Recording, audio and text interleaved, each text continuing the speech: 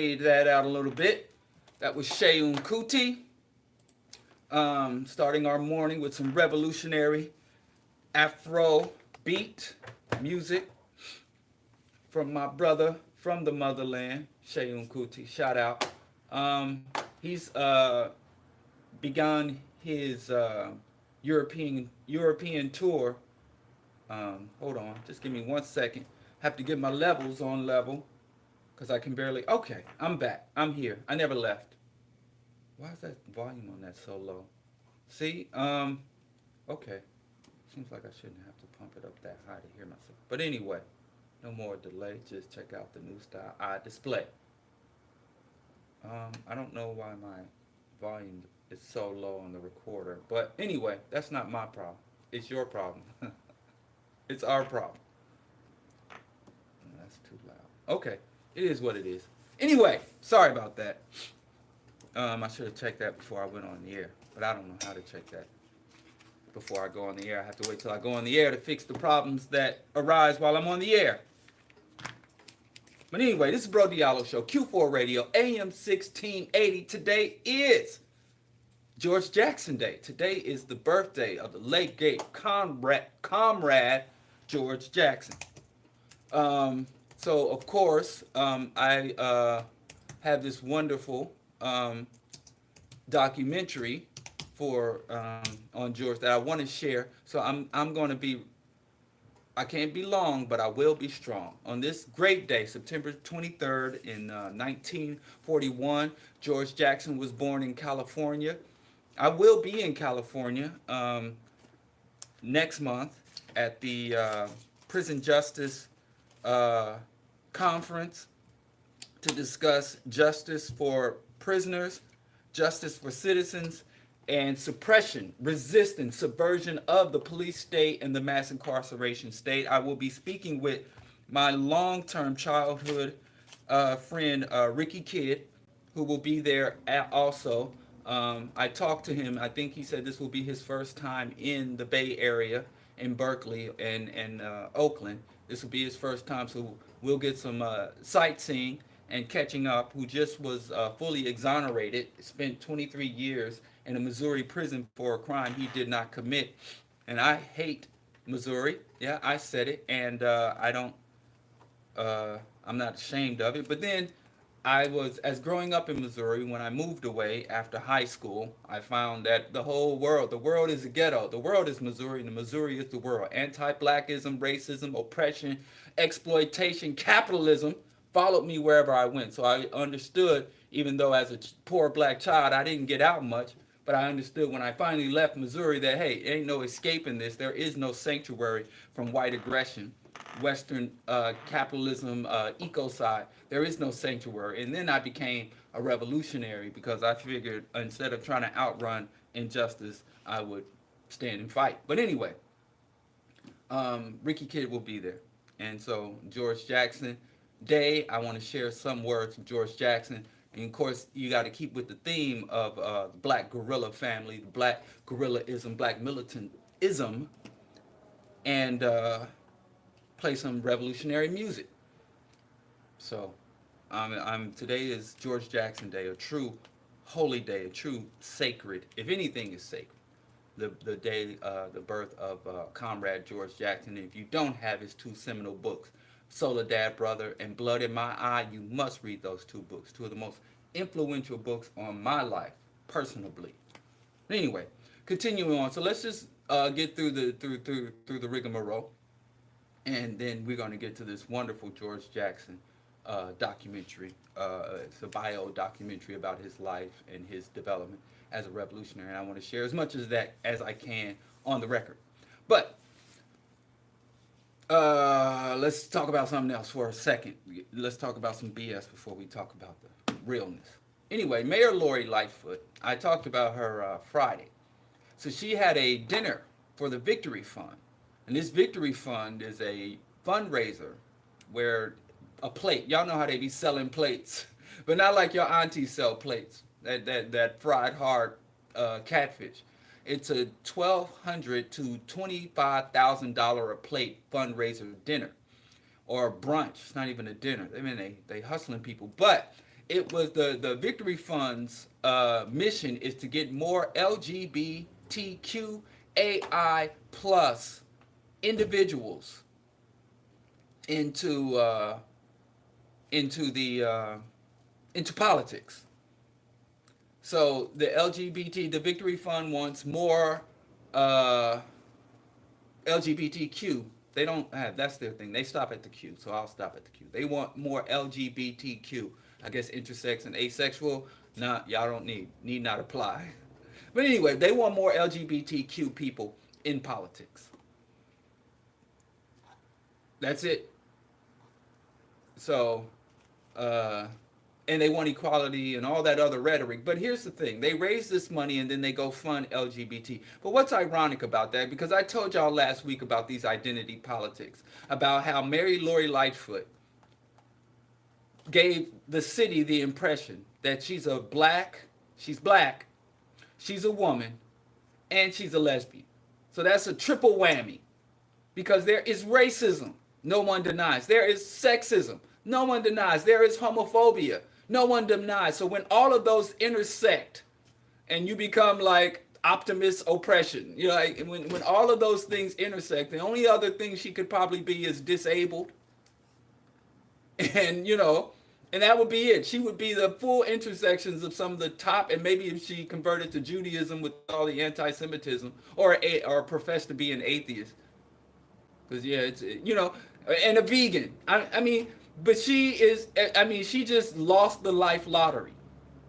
And this woman overcame oppression, racism, homophobia, and sexism to become mayor of the major city. So a lot of times we, as other oppressed people, as other racial minority or other out groups, we look at and say, yeah, she understands. She understands what it is to be black in America, what it is to be lesbian or gay in America. She understands what it is to be a woman in America. So when she gets to the positions of power, when she gets up there, her empathy, her understanding, her own life experience will inform her, and will form her governance, form her policies, inform her power and leadership. And as we find out every stinking freaking time we get played out, they put this iconic individual up, whether it's Obama, whether it's Clarence, ex-Black Panther Thomas. Yes, Clarence Thomas was a card-carrying member of the Black Panther Party. No matter who they put up, every single time that individual, as opposed to allowing their oppression, her gender, her sexuality, her race, her class trumps all of that. Her class kicks all of that to the curb. Her class interest. And because she is now a member, and has been a member for a long time, of the status quo, she was also a prosecutor, a woman of financial means, a woman of high education, and all of that class, economics, and formal education kicks all of that other stuff to the curb. So she is governing as a centrist, as a status quo centrist. And it happens every stinking freaking time. But how many more times? How many more? So if I want to be an insidious individual, or if I'm an insidious, wicked, racist, sexist, homophobic society, and I'm finding that the masses, the cattle, are like, yo, we're sick of this. We're sick of this oppression. We're sick of this discrimination. We're sick of the elites taking all the resources and accumulating the resources, and with this trickle-down economics, police brutality, we're sick of it. We're not going to take it anymore. And so then they're like, whoa, I'm going to extract somebody from your group. I'm going to extract somebody from your group to govern the system. And that calms us right down. Even though all the other conditions remained. Even though all the conditions remained, as long as we can look up at the hill, we can look up at the mountaintop and see somebody that looked like us, regardless of what their policy is, their ideology, what your interests are, who you be with. As long as we can look up at that hill and we can see somebody that looked like us looking back down at us, we'll let them continue on. with the bull feces. We'll let them continue on with the same damn hustles. And I'm not even mad at Lori for this. I'm mad at y'all. I'm mad at y'all. Now me, I understand it though. I'm not saying I'm better than y'all. Because a few years ago, there was a vegan running for president. And that alone, I'm like, where's the vegan? Where do I push the button for the vegan? We need a vegan president. So I understand. Y'all put a vegan Xbox gamer, paintballer, dude that's into old school hip hop. You know, you get somebody that I can see myself reflected back in me. I understand that impetus. So I'm not tearing us down for that. I'm saying we as the rabble, we as the unwashed masses, we as the suckers that's getting hustled, we have to be smarter because we keep getting played like this. So the Victory Fund wants to put more, and so Lori Lightfoot yesterday showed up and gave a wonderful speech. Now what they talk about is, oh, we want to help the people. We want to help and protect policies. But let me tell you something. You ain't trying to help the people when you're charging $25,000 a plate. That's not where you help the people. Because the people ain't there. Ain't no people. Once you paying $25,000 to eat brunch, once you're able to donate $25,000, you are not the people. I'm sorry. Yes, you have it. You whatever excellence and they got pictures. I ain't even got to pretend like I'm dissing black folks on this because it's pictures from the dinner. They didn't post the pictures. And let me tell you, Lightfoot looked like the only half of black, but there are some black folks, some of us up in there. But let me tell y'all something. The day I'm at a $25,000 a plate dinner, even if it's $1,000 a plate brunch, it ain't even dinner, it ain't even no ribs on there. I know what y'all eat, whatever. The moment I show up to that, believe you me, I'm not gonna pretend like I'm talking to the people. And when you're talking to the people, you got to do something different. Who Lori Lightfoot was talking to was the elites. So you standing up there promising people justice and all this to people who already got everything they need. If she was really down for the people, she would have got up at that plate and say, let me tell y'all something, y'all $25,000 a plate eating ass suckers. Let me tell y'all something. Y'all gonna get taxed. Y'all gonna lose a lot of your holdings. I'm gonna diminish your, I hate this word, but let's use it. I'm gonna diminish your privilege. I'm going to expose your crimes. You will no longer have a stranglehold on the economy, on the political system and public policy. You will no longer dictate education. You are unworthy. That's what she would say. If she was really there to represent the people, you weren't talking to the people. You were talking to the people that oppressed the people. But you sitting there talking like you one of them, because you is one of them, so you ain't want nothing good for us. And then guess who she had there with her? Buddha Judge, what's his name? I'm sorry. I had his name on the top of my tongue. His name is Chastain. Chasten Buttigieg was at this dinner too. Now, Chasten Buttigieg, I'm sure we all know the name Buttigieg from Pete Buttigieg, the mayor of South Bend, Indiana. And so he's one of the first openly gay. And notice, you got to hit that openly hard because there have been a lot of gay white men in power. A lot of very powerful gay white men throughout history dating back to, all the way back to the founding of this nation. There have been a lot of gay men in power. So when you say Buttigieg is one of the first openly, bam, hit that openly hard. Because it informs your understanding of who gay white men are and how gay white men have maneuvered and the ideology and the policies of gay white men.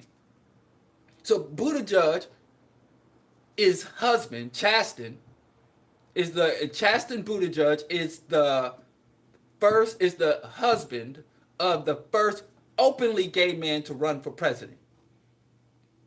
Now, this will tell you, look at South Bend, Indiana. Now, how many scandals has Buttigieg been plagued with? I've talked about some of his racist scandals. about how him having corruption in the police department and oppression, open atrocities committed against black people, and then the police officers that report the crimes of the cops get fired or get reprimanded, while the cops who commit the atrocities against the black community go on to serve without any obstruction. That's gay Buttigieg. So again, you might think, well, he's a gay man from the Midwest. He, like, remember Bill Clinton, I feel your pain. So y'all really thinking he'll feel our pain. But here's the reality, and I'm sorry. I don't deny homophobia. And I don't deny that homophobia is not just about an individual sitting around saying, I don't like gay people. That's not what homophobia is.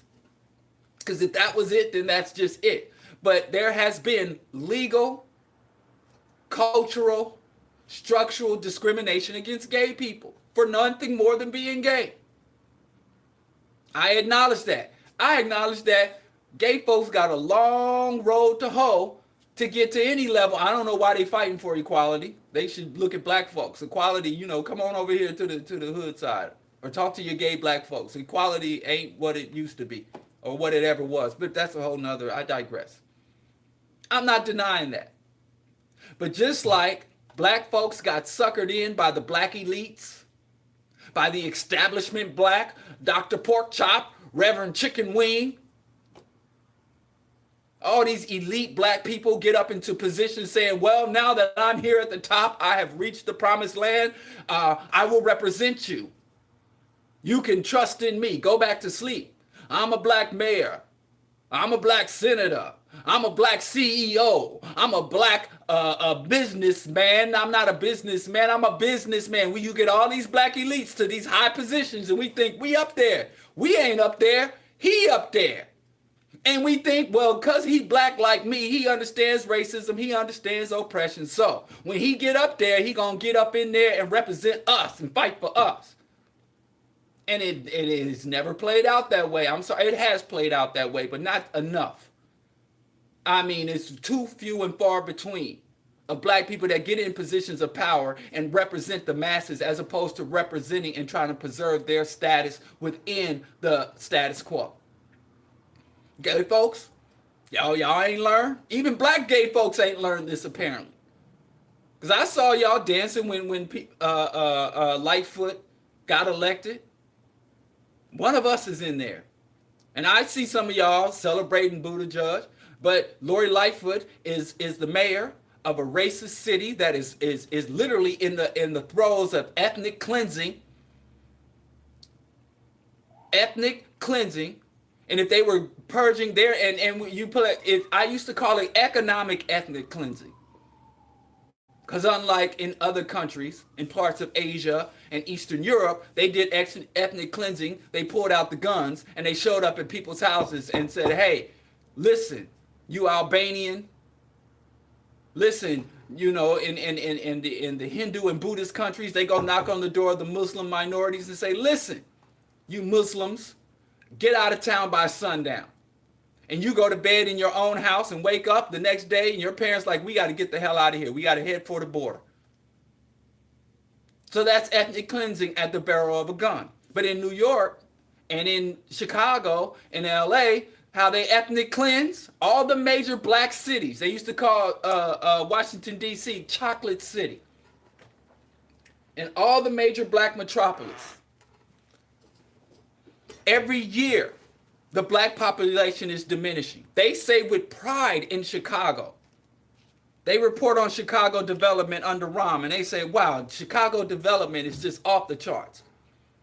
We've got all types of public-private partnerships. Tourism is through the roof, both national and international tourism. Chicago, and every year, the city's population is growing. It's a booming economic hub. It's the 9th largest economy in the world, and we've got it is the Tech Valley, it is the East Coast, Silicon Valley. They have all these accolades about Chicago.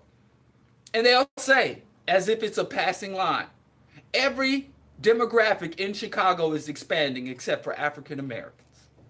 Every year there's more Asians, more white folks, of course, can't get rid of that. Just a festering, reoccurring rash. More white folks. More immigrants from Central Europe, Eastern Europe, even more Latinos, even under Trump's racist, genocidal, anti Latinx immigration policies. The Latino population is expanding more rapidly than the black population. So anyway, you got a black mayor who has she reversed this trend? Now you can say she's only been in just over 100 days. How could you? But I haven't seen her put anything on the table. She ain't got a plan. She might. She feels our pain again. I feel your pain. But I ain't seen, heard, smelled nothing coming out of her office to stop this ethnic cleansing. And I used to call it an economic ethnic cleansing to distinguish the ethnic cleansing of black people from the cities, from the economic corridors, from the technological corridors, from the developmental corridors of the United States. I used to call that economic ethnic cleansing because you didn't have people show up at your door with a gun and say, get out. You had people show up with paperwork and documents and say, hey, eviction. You know, even in my hood, I take you to my hood today. You can't drive 2 full blocks in my neighborhood without seeing somebody with something plastered on the front of their building or on the front of their home. Evicting people left and right, boarding people up houses. You call up something, if you got a broken window or something in Chicago and you call and say, hey, I need this boarded up, the boarded up people are like, man, we are so busy, we're swamped. I mean, it is a growth industry, just boarding stuff up. For people being thrown out of their homes and seeing people's homes being locked, not just with the turn lock like we have, but they come in with these big chains and padlock people's front door. This at the end of my block, just south of my home. It's a big building that just got boarded up and chained up 2 days ago. Family kicked out. But anyway, it's economic ethnic cleansing, but it's not fully accurate because I don't want to take away, because I know some people would say, well, you know, it's people out here, certain ethnic, religious minorities that are being kicked out at the barrel of a gun. So, you know, just to say that black people are being ethnically cleansed, nobody's putting a gun to black people's heads saying you got to go because you're black. No, because the United States is more sophisticated. But we are being chased out at the barrel of a gun. Just unfortunately, this is what you call a proxy war, when the people who are orchestrating and controlling and benefiting from the war are not the people who fight the war. So that we are being pushed out at the barrel of a gun. When you look at the gun violence on the south side of Chicago and on the west side of Chicago, we are being kicked out, not by direct conflict, not by direct military aggression, but by via proxy war. So we are, it's not just economic, it is militarist, armed ethnic cleansing of Chicago. And this gay black woman has done nothing. And the day she starts to reverse this, the day I see her put up any barriers to gentrification and the economic ethnic cleansing of African people, the day that she does that, I will come on the air and say, hey, the black population in the city of Chicago, it has leveled off. It's no longer purging black folks. But she's doing more. She's going to intensify this. How do I know? One of the main things first, it's violence, crime, disruption. Thank you, gangsters. All y'all want to talk about G code and act like gangsters are street tribes, like gangs are our frontline military folks. All these stupid fantasies y'all have about gangs. One of the first top causes of the black purge, of the economic ethnic cleansing of historically black Chicago, is the gang violence and the gun violence. The number 2 is what? Schools. People are that maybe have found some enclave in this city that is safe from violence, that is relatively safe for black people from violence. Then you turn around and say the schools are for crap. And what is Lori Lightfoot doing? She's driving the Chicago's teachers union to strike because she is not negotiating in good faith. She does not want to give them the resources that they need to properly educate Chicago's children. So that's the number 2 thing. So I already know, I'm not even going to pretend. But like I said, I'll make a deal with y'all. If the demographic change comes, I will be the first to come on here and say, listen, because some of y'all that are caught up in this. She's a woman, she's gay, she's black, yeah, she's one of us. So if I see that the purge ends, and I think the purge is going to intensify, because remember, Obama's coming with that Obama Center, not a presidential library, because Obama doesn't respect us enough. Instead of coming to the black community and setting up an academic institution, an intellectual hub, instead of coming here to set up a traditional presidential library, he's coming to set up another basketball court and a rap studio. And I'm not against basketball courts. I like playing basketball. I'm not against hip-hop studio. I like hip-hop music. You listen to this station, I often play hip-hop music more than any other genre of music. But we don't need a freaking former black president, and the only black president in the history of the United States, to come set that up for us. We're good as far as basketballs and microphones to rap drill music into. But what we have a deficit in is in scholarship, intellectual, and ideological development. But Obama's coming here to poverty pimp. He's not coming here to empower us. He's coming here to exploit us. But because he's going to set up this Obama Center, it's going to drive home prices through the roof. There are already, King Didi and I had a plot of land that belonged to the city of Chicago that we were going to farm. It was an abandoned plot of land that was owned by the city, and we were going to farm it. As we were about a month, 2 months into farming this land, turning it into agricultural land, they kicked us off this land because it was adjacent to the Obama Center.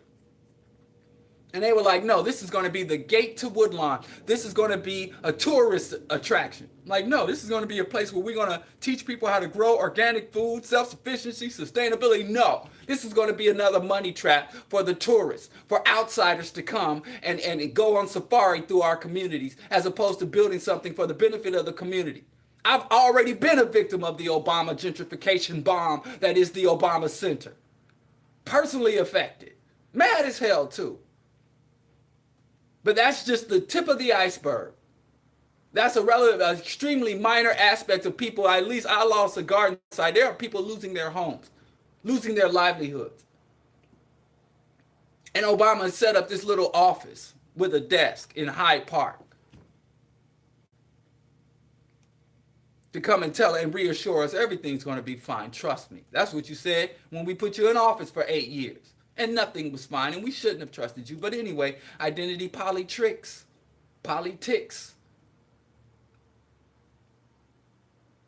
So anyway, I don't know how long it's going to take y'all to get the wool over your eyes. You got the husband of a racist mayor, Buttigieg, and you got a status quo black woman mayor. The optics are wonderful.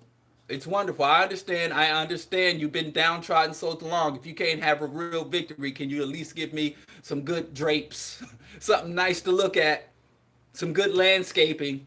If I can't be free, can I at least see some nice things? But real talk, y'all, the hustle is in. I didn't vote for Lori Lightfoot in the primary nor in the general election. But again, she's new to the game. I'm not seeing things that are happy. Remember the police academy? And she ran against the police academy, and then when she was elected, she was like, yeah, I'm going to do something about this police academy. What you going to do? I'm going to build a bigger police academy, suckers. But I digress. Y'all just, we gotta give up on just because they look pro-blackness. To stop falling for it. And I promise y'all, the next time a vegan is running for president, I'm not going to run out there and knock over the polls and bang on the thing. Oh, vegan president. Just because a candidate for president or a candidate for city council or a candidate for dog catcher, I don't care what it is, we going to examine, we going to be critical, and you can't just come and say you feel our pain. You know, you can't come sing Al Green or beatbox and get our vote. We gotta grow up. Deaf to identity politics. We need to vote our interest. We need to set up our own agenda. We need to construct our own policy platform and say, here, no, you don't come tell me what you're going to do. You come ask me, what will you have me do? It's time for us to grow up in politics. That's all I'm saying. That's what. Look how white folks voting for a white man, a rich white man that sits on a golden toilet, and then he's living the dream, married to a mail order porn star, softcore porn star Melania. So a lot of rednecks, yeehaw, they went and voted for Trump the same. So it ain't just black folks. We ain't the only one. It ain't just gay folks. It ain't just black folks. White folks, rednecks fall for the same thing. They look at Trump and they was like, I'd like to sit on a gold toilet, and I'd love to have me a softcore porn star from Eastern Europe as my wife. That's half my age. I know, so they voted for Trump, not because they believed anything Trump was going to say, but Trump, they look up at the hill and see somebody that look like them. But we would think after 400 years, they'd be used to seeing themselves, but they still fall for identity. So it ain't just us, but we should know better. We should know better. That's all I'm saying. Moving on. I'm not moving on. Oh my God. Remember that president that said he was going to cut the throats of homosexuals? Remember that? And people like Irritated Genie and Dr. Umar and the Black Straight Pride movement was singing the praises of this guy. Remember? What's his name? Yahya, Jammeh, President Jammeh. Remember? Of Gambia. And he said, the homosexuals, I will cut the throats of homosexuals. That's about it. I mean, that accent is so on point. I got him dead to rights. And everybody came out and defended him and said that homosexuality is not anti-African, and the white man is coming to Africa to force homosexuality on Africa, even though I looked into this and I'm like, well, hell, the white man is forcing homosexuality on Africa? Well, if the white man brought it, I don't want it. So I looked into it. I just took it was pretty simple. You can go country by country and look up the anti-sodomy laws. And every single formal anti-homosexual rule that I found on the continent of Africa was written by European colonists. And when the colonial governments became independent African states, aka neo-colonial governments, they just transferred the governing structure along with the whatever ordinances and constitutional decrees. They just moved it on over. They didn't rewrite the colonial laws. Hell, in some countries, literally, the white man got out of the seat and a black man sat down in the seat and nothing else changed. So I'm saying, even if you black straight pride, I know I have some black straight pride people that follow me, and I don't want black straight pride people to abandon me. Some sister came and said, why do you keep talking to these black straight pride people? Why do you keep debating with them? Because I was like, if black straight pride was around in 92, 93, 94, I'd have been a member. And I'd be out there on that same BS. So I'm not going to abandon them because nobody abandoned. People kept enlightening and educating me. But anyway, so I can do no less for them. But anyway, at the very least, Irritated Genie and Dr. Umar, you could at least stop lying. You could at least tell the damn truth. And the truth is, the Europeans, the colonizers, are your allies in keeping Africa free of homosexuality. Can you at least acknowledge that? Because I know y'all like to pretend like y'all the blackest thing since blackness. That y'all so militant, y'all so African. Yeah, I mean, calling yourself the Prince of Pan-Africanism and the Black Decency Movement and the Black Straight Pride Movement. But in reality, the core of your stuff is evangelical Christianity. And if it's not evangelical Christianity, it's fundamentalist Islam. Y'all just put a kente cloth and wrap it around Western mentality. But anyway, this same man, as every time you find somebody that's violently anti-gay and you peep up under their skirt, you always find some type of sexual deviance, and they are projecting that onto the LGBTQAI plus community.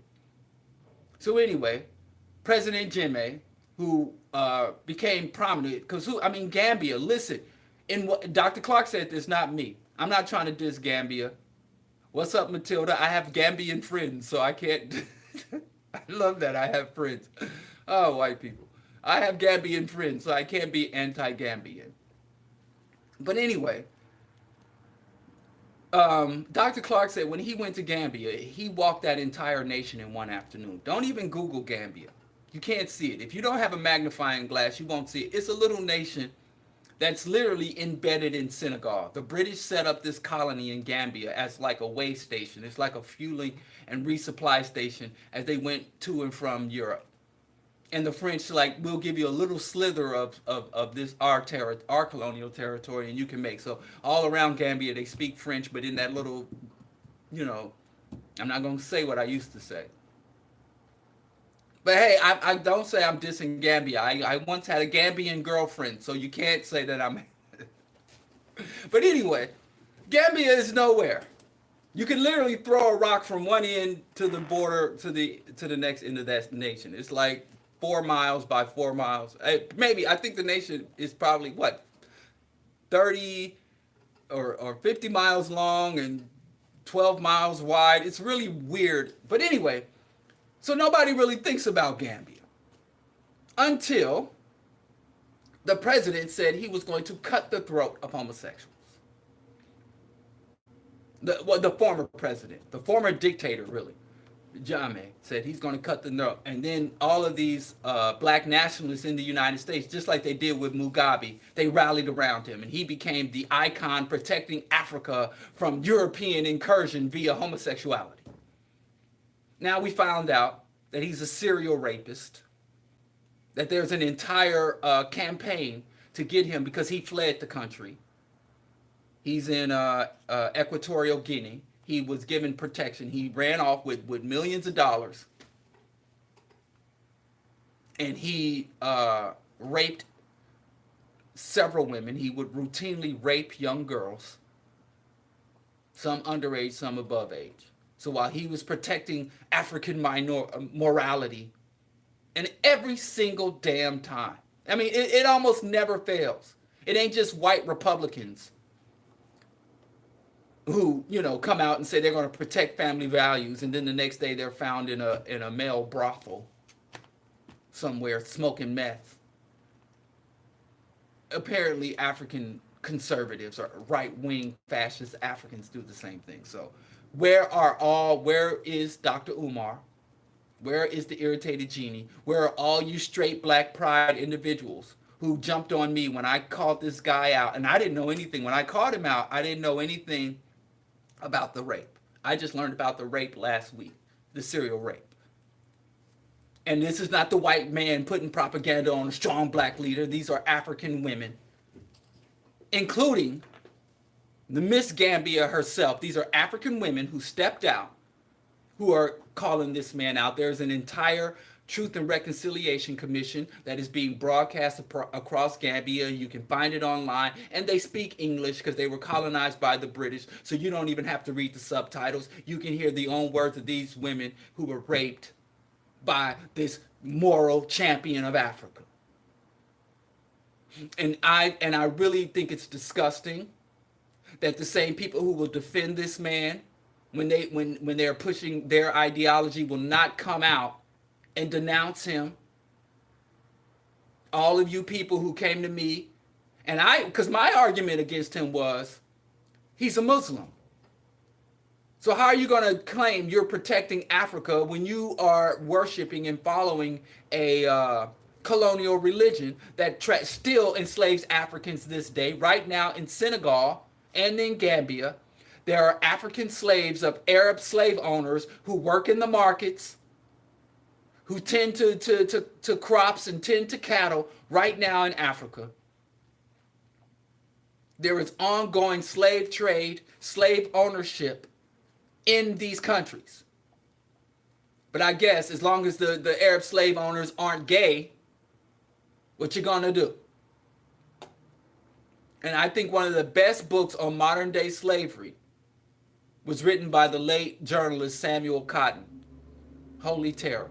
That's one of the greatest books and most intimate looks of modern day slavery on the ground. It's not just, because you get these Amnesty International statistics, but you get a black man going back to the motherland face to face on the ground with African people. So there's a modern day slave trade in his region of Africa. He ain't cutting the throats. He never said, I'll cut the throats of slave traders. I'll cut the throats of the corrupt. No, he's going to cut the throats. He didn't say he cut the throats of rapists, because he is one. So what they do in these occasions is they just bury and pretend like he never existed and go find another demagogue. Because Mugabe has passed away. Jammeh is exposed as a sin. Well, some of the straight black pride people are going to come out and say, oh, they just trying to tear him down. Oh, those girls are paid by the gay Illuminati or whatever. They're paid to tell those lies about our great. And if that's the case, fine. Tell him to come back, because Gambia is like telling Jammeh, come back to the country. Stop hiding out. Stop hiding out. Come back and face justice. And this is your country, and you're the leader of the people. And you were saying you were there to protect Africa from the Eurocentric and European degeneracy and European. Come back home and face justice then. Well, you run for. So some people are going to say that, but most of these people are going to just go find another demagogue and some other corrupt African leader who wants to hide away from his theft and his corruption. So he's going to say, oh, the homosexuals. You already have so too many leaders to pick from. There's still a few of them. But anyway, like I said, for you who were debating me in defense of Jammeh, where y'all at? Where they at, though? Where they at, though? And this is a good segue. Today's show is called, and this is, because actually, I'm going to tell you what I was going to talk about today, which I'm going to talk about Wednesday. I was going to talk about Afro-feudalism and black serfdom. These people are mad at me because I'm not celebrating black excellence, black capitalism, securing the bag. And I'll tell you why. But we'll save that for Wednesday, because today is George Jackson Day. So if you listen to Friday's show, it was toxic subjectivity. And it was toxic subjectivity, and it was understanding black masculinity. So I was just talking about, hold on, oh, okay, it's fine. So I was talking about it, and you got to go. I can't rehash the show, but someone responded to the show. What else would be considered male? Someone said your point is just that black men imitating white men. I wouldn't think that my point was just that black men were imitating white men. I think I went a little deeper than that. But yeah, okay, that was my point. Black masculinity doesn't exist, is what I said. I said black masculinity does not exist. Black masculinity is just a bastardization of white masculinity. Because I said, when you come under slavery, colonization, and or oppression, generally, we were all those things. We are colonized, we are enslaved, and we are oppressed, just like our brothers on the continent. The first thing an enslaver must do, the first thing you must do if you want to enslave somebody, whether you want to enslave a whole nation of people, or you just want to enslave one person. Let's say you're a degenerate man and you just want to get one woman to come in and have her be your property. The first thing you have to do is deconstruct and destroy their identity. I've never seen an oppressed population that didn't have this happen. Whether it's Jews in Israel, they're trying to do this in Palestine. There's another book, what's the name of that book? Gorillas, where they're talking about where they're having so much trouble trying to deconstruct and tear down the identity of the Palestinians. They're trying to break them. And they even try to bring Palestinian youth into Zionist-controlled schools. So you're looking at that process happen in real time. You don't even have to study it in history because it's happening now. If you look at the Uyghurs in China, they're taking the Uyghurs and putting them in camps and trying to break down their identity. So if you look at currently oppressed populations that that are in the transition from going to independent to enslaved, you'll find that you have to destroy their identity. So the black identity was destroyed, and so when Africans were allowed to reconstruct our identities in many aspects of our identity, but we're focusing on masculinity. When it was time for the black man to go from being cattle to being a man, chattel to being a man, he just picked up what masculine traits and masculine definitions were laying around at the time, and the only ones that existed were the black man. You couldn't even go be a Native American masculinity because Native Americans had lost their identity. So the only people around the average Africans were Native American and European invaders. And you go to the Native Americans, and what were the Native American men doing? Owning slaves, raping slaves, and trying to secure the bag. They were even dressing like the Western invaders, cowboy hats and spurs, many of the natives. So it was a bastardization. So one of my listeners says, so what do you consider a male? What is revolutionary masculinity?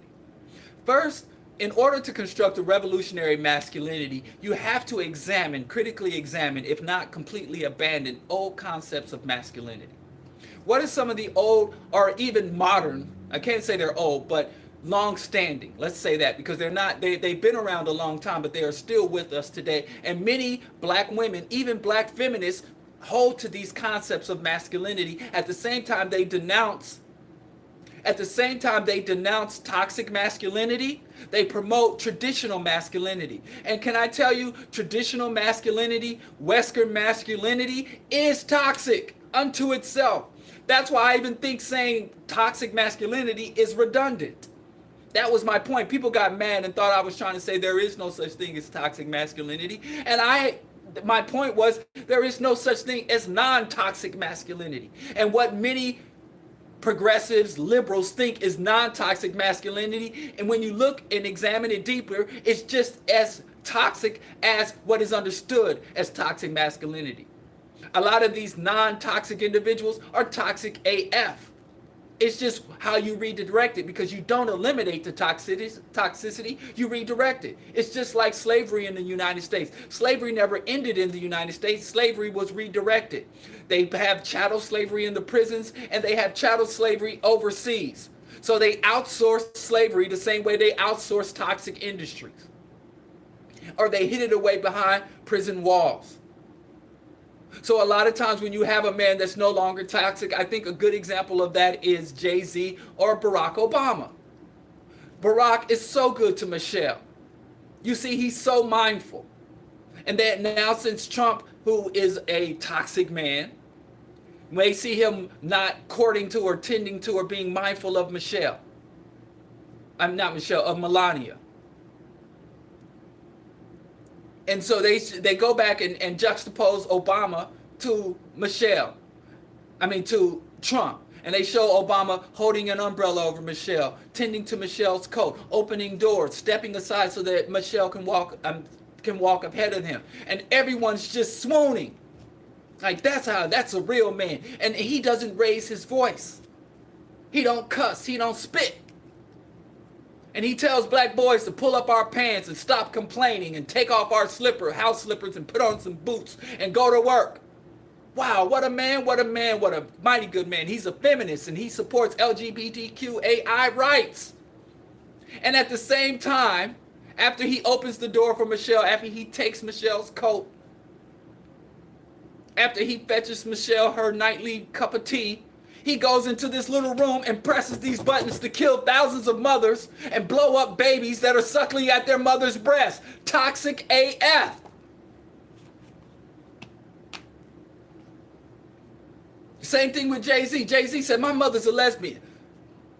And I was a homophobic, but now I understand my mother's a lesbian, and I'm going to make this wonderful song praising my mother and how strong she was.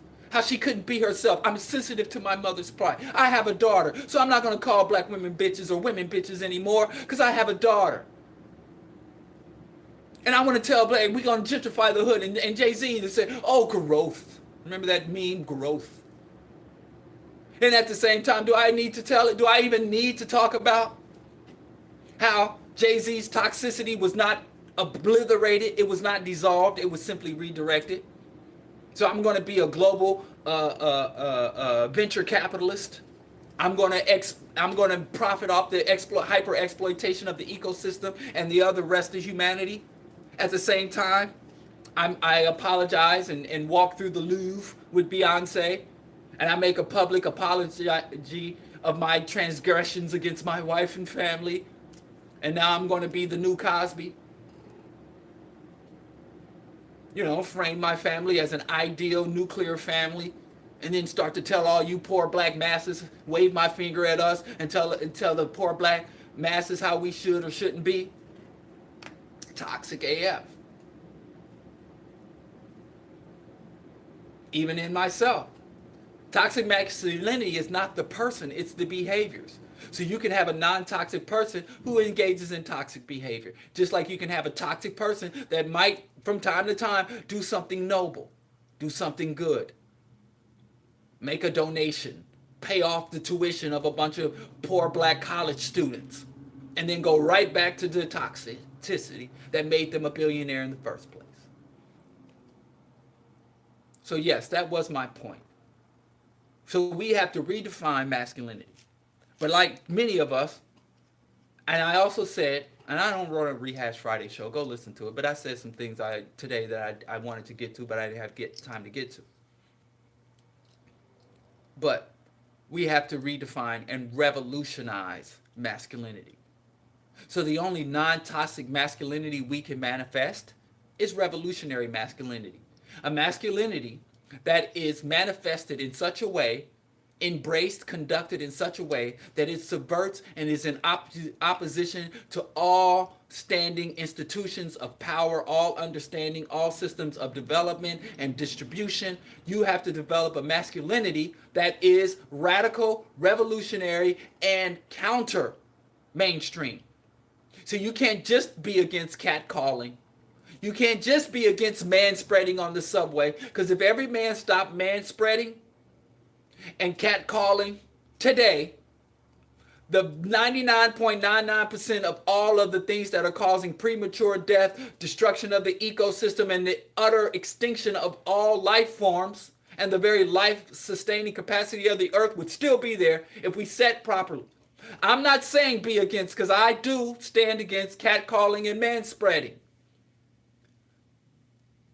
But if you even see you people who fight so hard to oppose toxic masculinity, what happens? Just like with the gay rights movement, the corporations are getting in on it. They're going to turn it into a marketing thing. If you're a non-toxic man, you will buy this product. You will drive this car. You will watch these TV shows. And it'll be a non-toxic masculinity will become something you go out and buy. And there might even be a parade. And that's with corporate sponsorships. And we'll maybe get a flag and colors.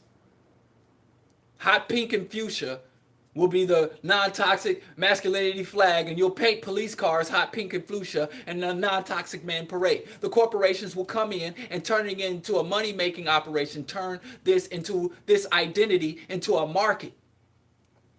They're already doing it. Gillette is just one of many corporations that is now saying, hey, and want to sell your product and generate profit, just like they did with the LGBT. Disney has a gay day, one of the most pernicious propaganda corporations on the face of the earth. They celebrate homosexuality. Why? Because they really care about human rights? Hell no.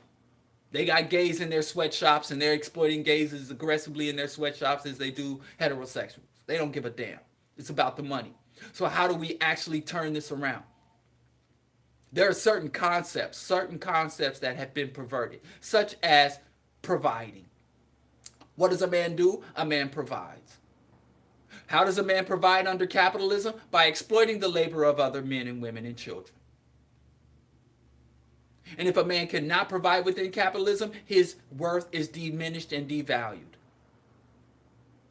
That is a formula for toxicity. To put economic requirements on a person within a toxic economy, within an exploitative. They keep leaving their phone here. Some people that work at Q4 leave their phones in the studio. Are you kidding me?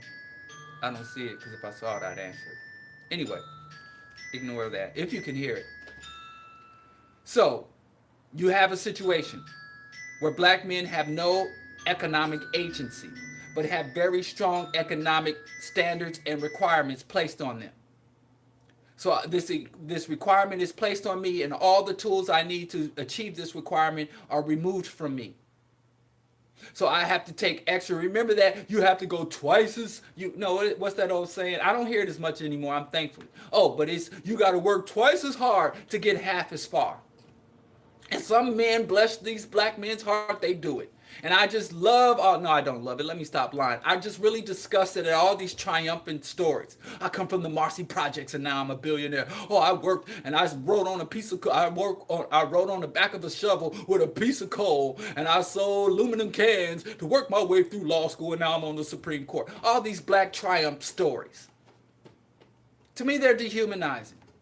To me, that is nothing to celebrate.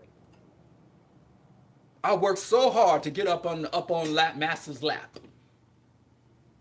I'm like, if you're going to work hard and really damn near damage yourself and kill yourself, why not be for liberation as opposed to integration? But that's me.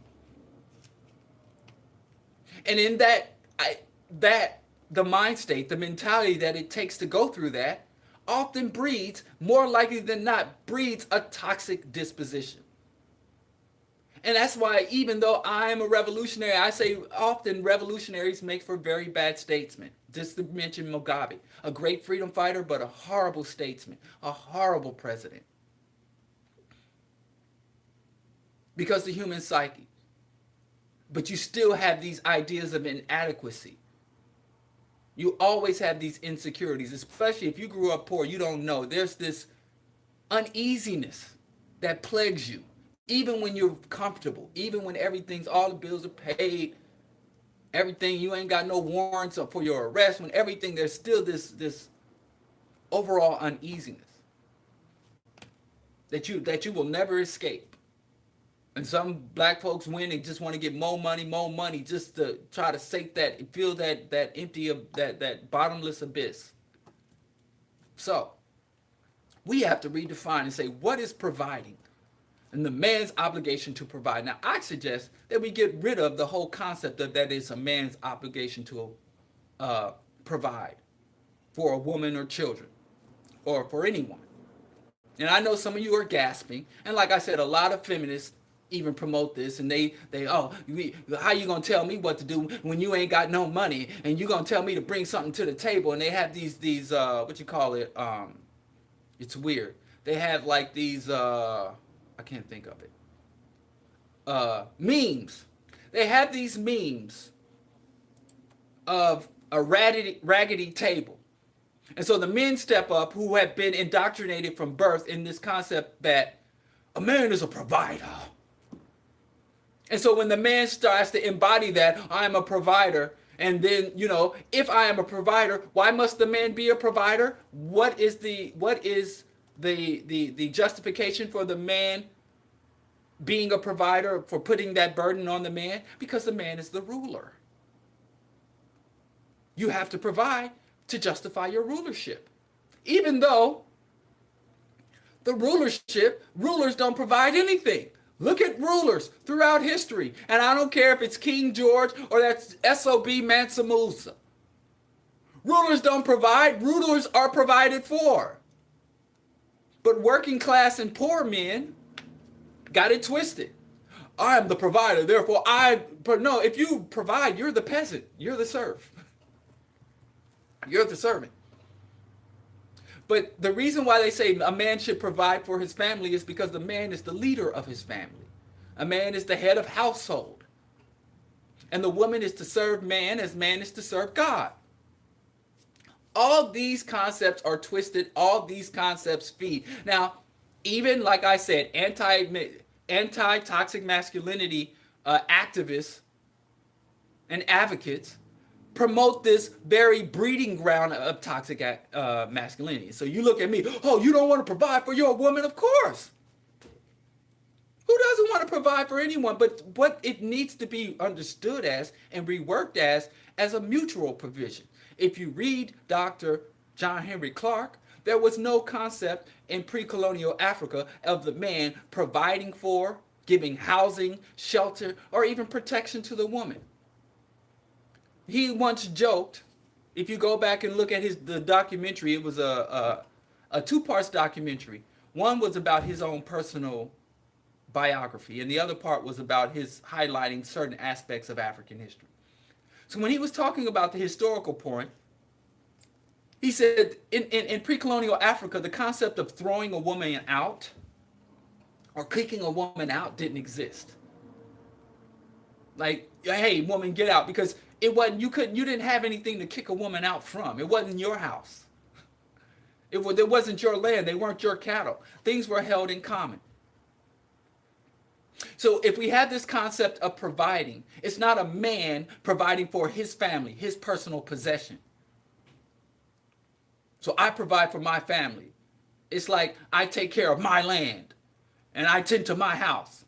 We have to, if we're not going to abandon this concept of the provider, we have to collectivize the concept of the provider. What is truly the source of our well-being? These are resources like land, the sun, rain and water, the means of production. So we have to collectivize, socialize these concepts. So if a man is a provider, then he's no greater or lesser provider than a woman or anyone else that is capable in the system. So it's the people. So if we can degender providing, because that is a lot of times when you find the men who want to have domination, rulership, control, a lot of times they fall back on the whole, I'm the man, I provide. So this ownership, this private property concept feeds all the aspect. But what many people want to do is they claim they want to get rid of toxic masculinity, but they want to keep all of the ingredients that come together to make it toxic. And the same thing as far as a defender.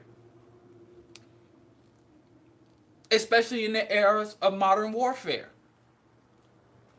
Muscles are almost irrelevant in modern day conflict.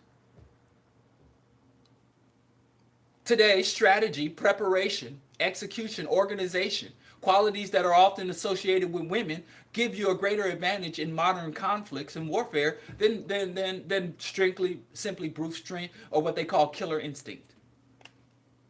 So we have to define, train everyone.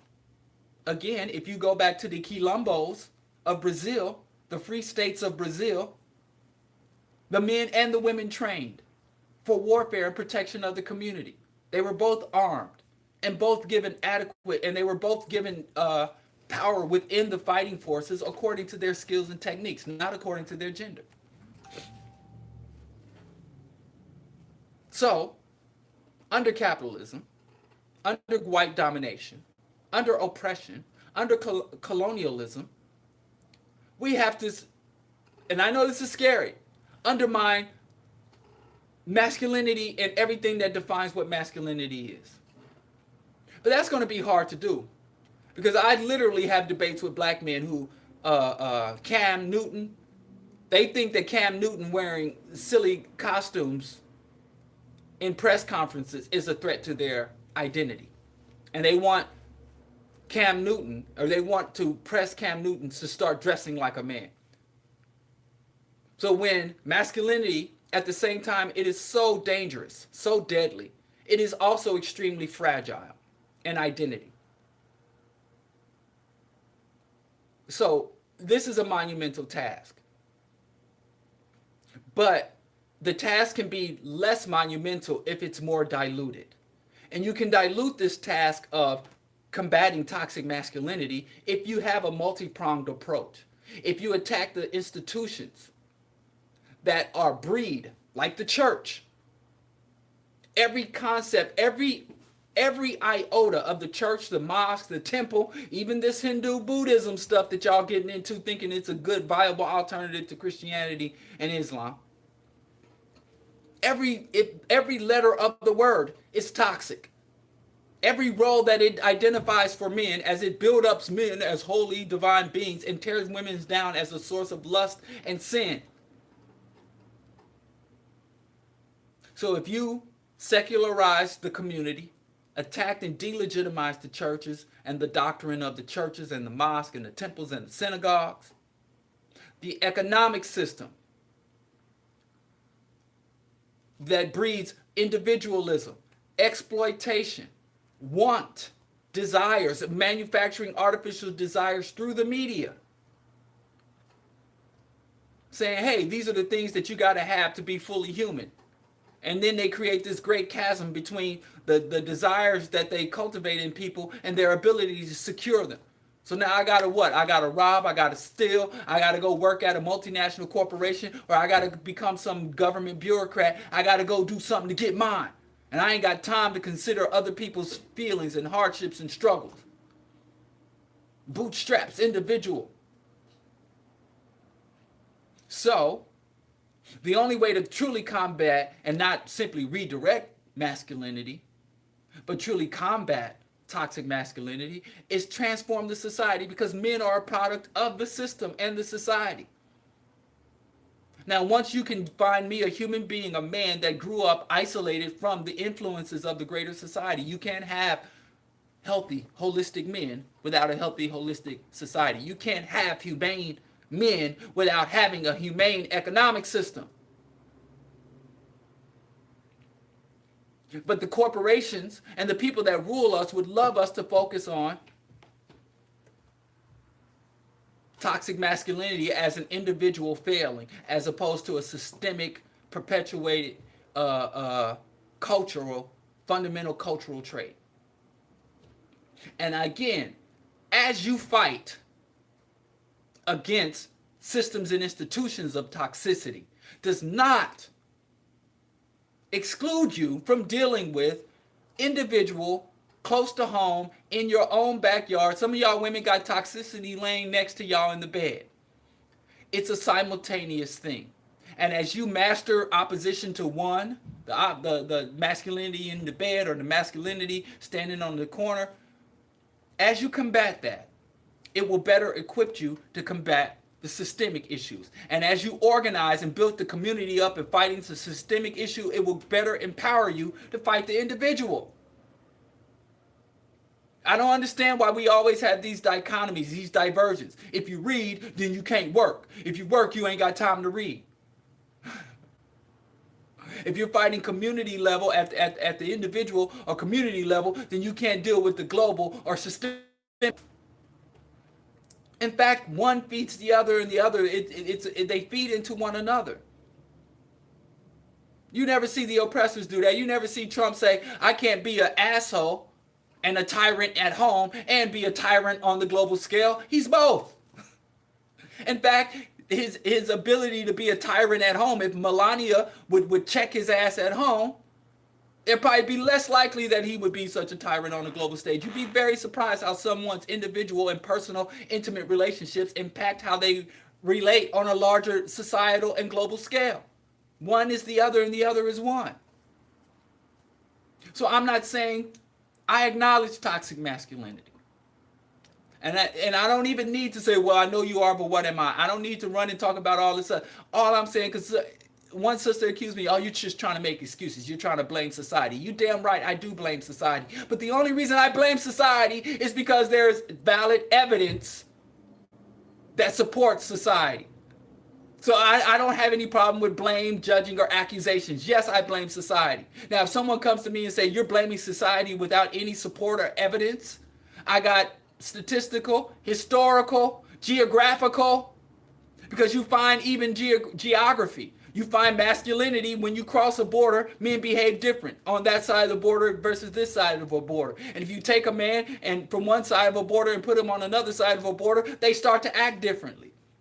So there's nothing inherently natural or even biological about masculinity.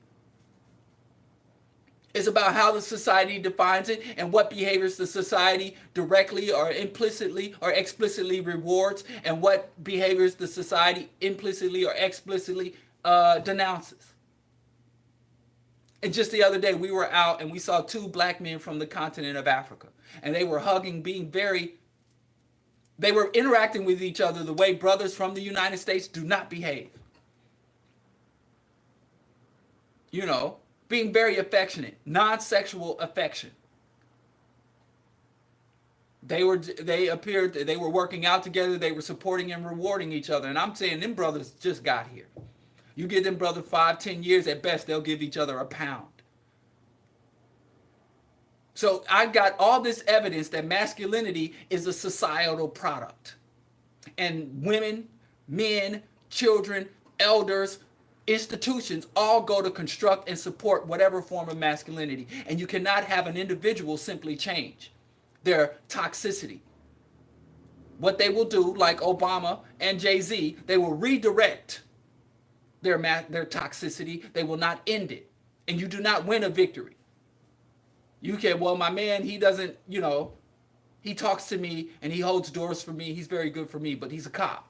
He goes out there and throws other mothers in the streets. But when he comes home, he's the sweetest guy. And you hear that a lot. How often do we hear that?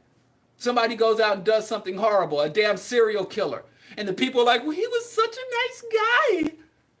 You know, he used to go out and get lunches for everybody.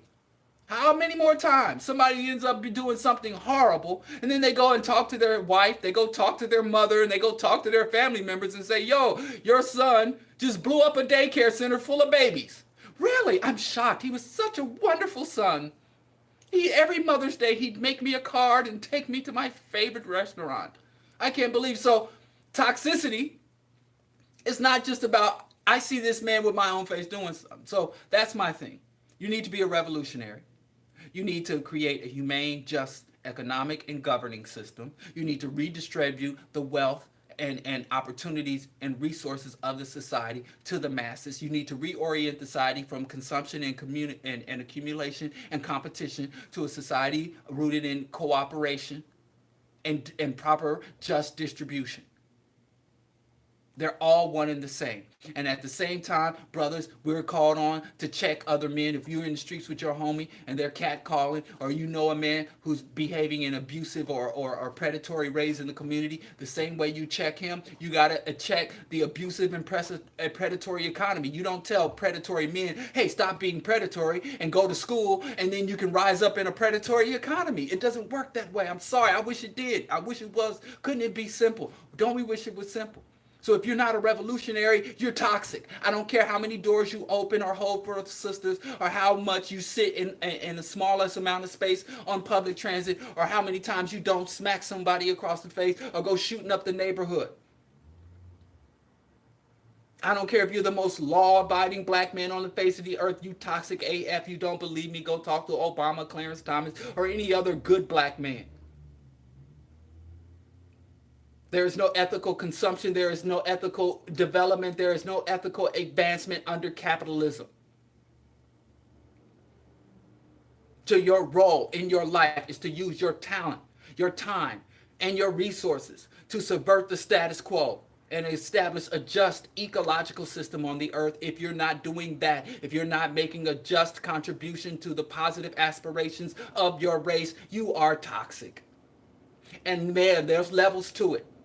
And yes, we can fight for global liberation at the same time we do everything to expose pedophiles, to fight against rape culture and rapists. You can fight rape culture, which is a societal thing, and fight rapists, which is an individual rapist, at the same damn time.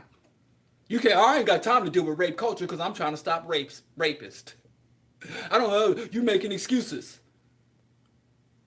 You're not making excuses for rapists by saying there is a whole culture that perpetuates and validates and encourages rape, that makes women vulnerable and makes men feel empowered and in control. Oh, am I making excuses for rapists saying, hey, this rapist was influenced and empowered and even propped up by society? R. Kelly, am I making excuses? Or I'm trying to understand the fundamental seed of this issue so that I don't have to just keep chasing rapists, and every rapist we lock up or expel from the community, the society churns out 50 more. Anyway, Q4 Radio, AM 1680. Bro Diallo Show. You can find me on TuneIn app, iTunes Radio. I'm here every Monday, Wednesday, and Friday, except unless I'm out of town or have some conflict in schedule. If you are interested and working with the Bro Diallo Show or the African World Coalition, holler at me. We've got a Pan-African organization. We're going to start having 2 meetings a week to try to ramp up our initiatives on Wednesday afternoons and Sunday mornings. We're going to be meeting, discussing, planning, organizing, and executing for our various initiatives and priorities for the Africans. So if you are interested in being a part of a Pan-African revolutionary organization, um, you can get at me at Diallo Kenyatta across all the social medias. I want to play some of this George Jackson documentary. I might play part one and part two. Happy birthday to Comrade George Jackson, the day of the Dragon Black Gorilla family. Oh, and if you can, please support the Bro Diallo Show. I appreciate you. You can kick in if you're on YouTube. Um, there's an opportunity to make a one-time donation via Super Chat. There's also an opportunity to become a Patreon where you can make regular intervals. Real talk, this is not hyperbole. Bro Diallo Show would not be on the air if not for my contributors.